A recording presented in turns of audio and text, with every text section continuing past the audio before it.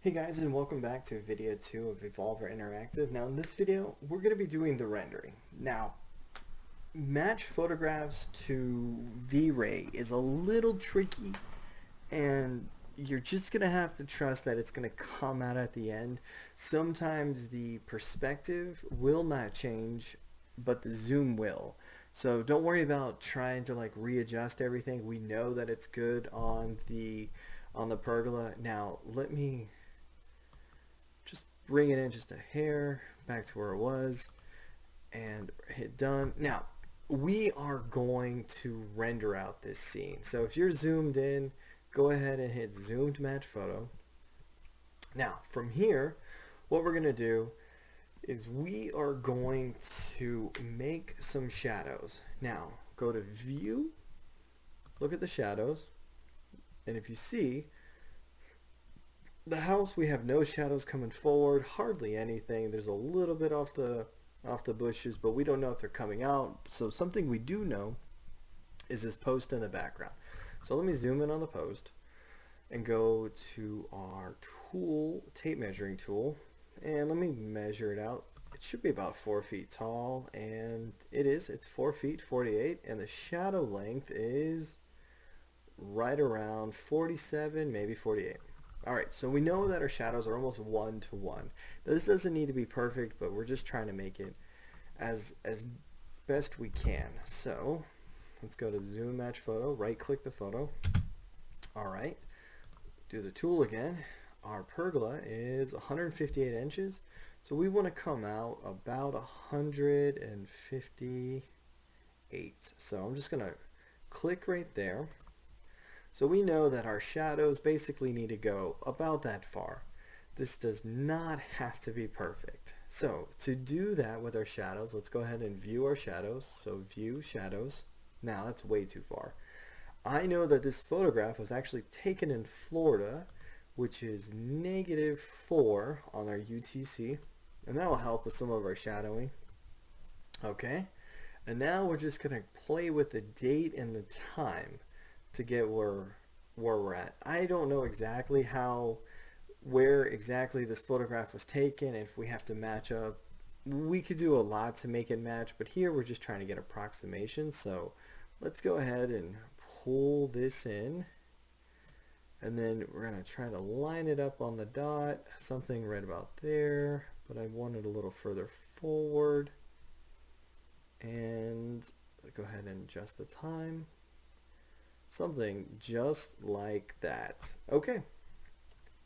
Now that is the shadows. We've got our match photograph.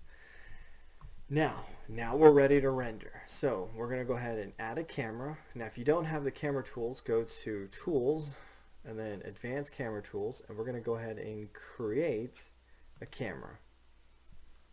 Call it camera 1, that's a good enough name. And then we are going to lock this camera so it does not move. So go to camera tools, go to tools, advanced camera tools, and then go ahead and lock. But if you have the toolbar, you just click the toolbar and that will lock the camera. Now what that's going to do for us is make sure we don't move it. And so if we look around, everything looks good. So go back to your locked camera. Boom. Okay. Now from here, we are going to render. So go to your asset editor, quality. I'm going to turn the quality down for this purposes. I've done the image almost as high as possible. I'm going to get aspect ratio so everything stays exactly the same.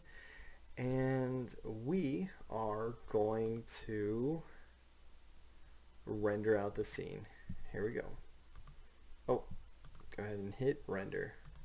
Now, you're going to wait for the first one, for the first picture when you hit render to fill up the screen. Once you start seeing where everything's at, so about here to here, go ahead and hit stop. And then go ahead and hit your render region, and we are going to go from a corner to corner, and I don't want too much. Alright, and then we're going to hit render again. Now this takes just a second. Let me show you where it's at.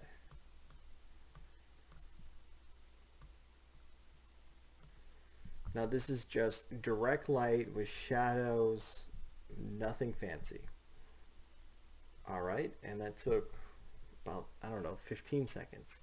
So once it's done, go ahead and save the file, and we're going to use this. I'm going to call it R1, and that stands for render 1. So R1, save. All right, and we're going to do the same thing, but this time we're going to add some color variations. All right, so close it out, and we are going to close the asset editor, and we're going to add a dome light. So go ahead and grab the dome light, and we are going to bring it down to the origin. All right, and then back to the asset editor. We're going to go to the lighting settings, dome light, it's enabled. We are going to add a texture, and the texture we're going to add is the same picture that we're using. The texture resolution, we're going to go ahead and push all the way up. Intensity, we're going to call it 80. And then for options, we are going to make it invisible so we don't see it. And we're going to have a spherical dome. All right. And this is going to cast shadows all the way around. And now we are going to render out again.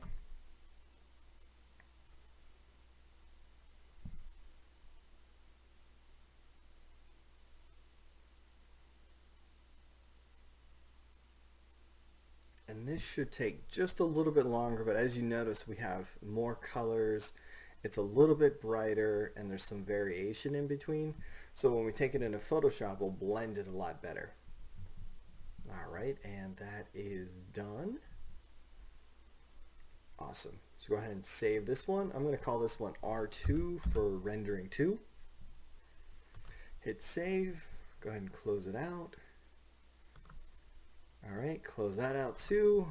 Now for this one, we're going to try to capture shadows. So what we're going to do is we are going to select the pergola, and we're going to actually draw on the ground. So go ahead and go up to your shapes tool, and I'm going to try to get our shadows. So our shadows go from here. I'm just going to go ahead and draw a box for where all the shadows are at. And I'll make it a little bit longer. Okay.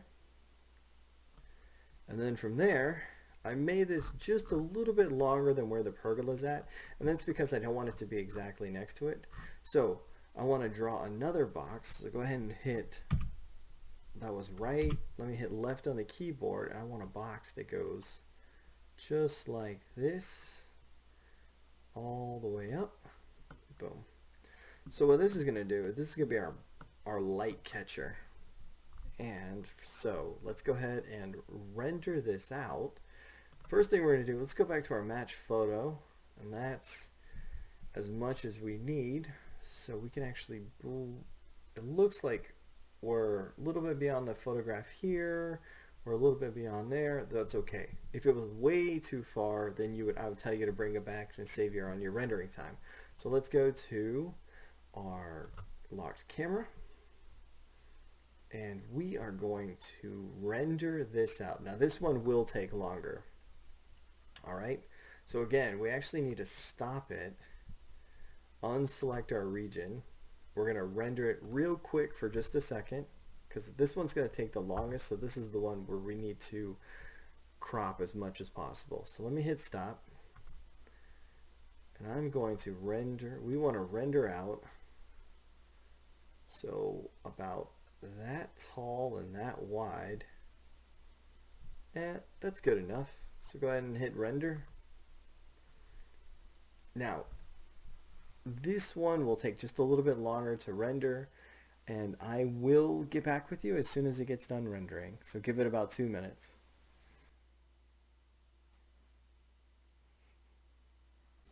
Okay, that took actually about a minute, but I noticed some things wrong with the photograph. And what it is that we still have our post in the way. Now this might work for this image, but sometimes stretching some of the Stretching some of the shadows in the pictures are a little difficult, so um, let's go ahead and get rid of our post. So we're just rendering out the shadows of the pergola and some of the fans, the ones that are going to cast on the house. So go ahead and double click your post. All right, and I'm actually going to go to edit, hide. And I want them just to be hidden. I don't want them to be deleted, so I can always get them back. So I can always go to unhide and see them again. So let me hide, edit, hide. All right, and then we're going to render again.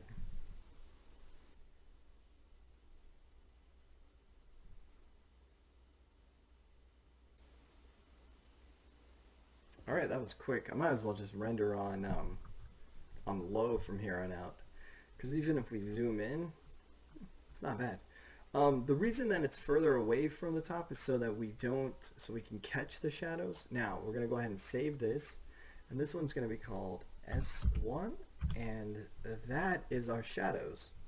All right, so that is it for our rendering, and the next one we're gonna be in Photoshop, and we're gonna go ahead and do some work in there.